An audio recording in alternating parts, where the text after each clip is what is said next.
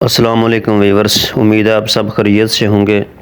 Viewers, کل جناح convention centre اسلام آباد میں پاکستان نیشنل یوتھ کانفرنس سے پاک فوج کے سربراہ جنرل سید عاصم منیر نے مخصوص صحافیوں اور یونیورسٹی کے طلباء سے خطاب کیا۔ اس خطاب میں انہوں نے جو اہم باتیں کی ہیں وہ آپ سے گوش گزار کرنا چاہتا ہوں۔ پہلی بات انہوں نے یہ کی ہے کہ ہماری فوج ہر قسم کے خطرے اور سازش سے نپٹنے کے لیے ہمہ وقت تیار ہے۔ دوسری بات انہوں نے یہ کی کہ اقبال کے شہینوں سے مخاطب ہو کر انتہائی خوشی محسوس کر رہا ہوں۔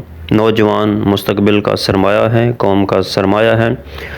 ملک و قوم کی ترقی میں نوجوانوں کا بڑا اہم کردار ہوتا ہے۔ ملک کی باغ ڈور نوجوانوں نے ہی سنبھالنی ہے۔ تیسری اہم بات یہ کی کہ سوشل میڈیا پر پروپیگنڈا کا مقصد غیر یقینی صورتحال کو پھیلانا ہے، افراتفری پھیلانا ہے۔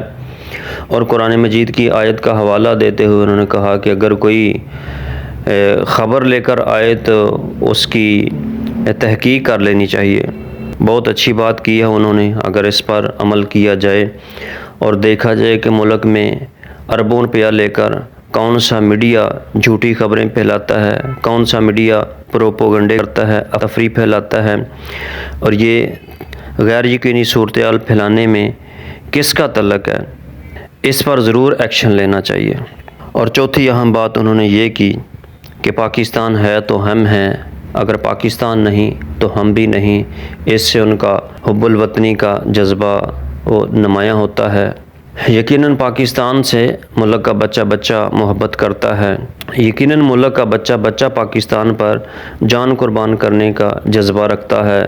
پانچویں اہم بات انہوں نے یہ کی کہ قومی یکجہتی بہت ضروری ہے۔ قوم کو متحد ہونا چاہیے، قوم کو یکجا ہونا چاہیے، قوم میں اتحاد و اتفاق ہونا چاہیے، تبھی ملک و قوم کی ترقی ممکن ہے۔ بہت بڑی اہم بات کی ہے انہوں نے۔ اس وقت عام انتخابات کی تیاریاں عروج پر ہیں۔ تمام پارٹیاں اپنی اپنی الیکشن کیمپین کے لیے بڑی تگ و دو کر رہی ہیں، لیکن ایک پارٹی کو کھڑے لائن لگایا جا رہا ہے، جس طرح دوسری پارٹیوں کو الیکشن کیمپین کے لیے یکساں مواقع فراہم کیے جا رہے ہیں۔ اسی طرح پاکستان تحریک انصاف کو بھی الیکشن کیمپین کے لیے وہ تمام مواقع مہیا کیے جانے چاہیے جو دوسری پارٹیوں کو مواقع مہیا کیے جا رہے ہیں۔